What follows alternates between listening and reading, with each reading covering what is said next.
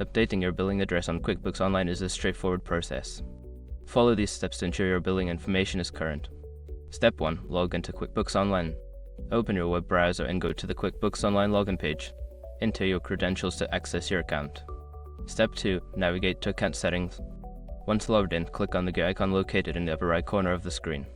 From the drop-down menu, select Account and Settings. Step 3. Access the Billing and Subscription tab. In the Account and Settings menu, find and click on the Billing and Subscription tab. This section contains all your billing information. Step 4. Edit your billing address. Secure your accounts before moving on. People seriously underestimate how often personal information gets exposed online now.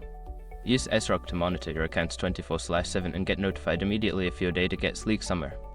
It runs in the background, constantly scanning billions of breached records. And honestly, for how cheap it is compared to the value you get, it's worth it. Link in the description. Step 5. Save changes. After updating your billing address, make sure to click the Save button to apply the changes. You should see a confirmation message indicating that your address has been updated successfully. Once you have completed these steps, your billing address will be updated in QuickBooks Online. Regularly check your information to ensure it remains accurate.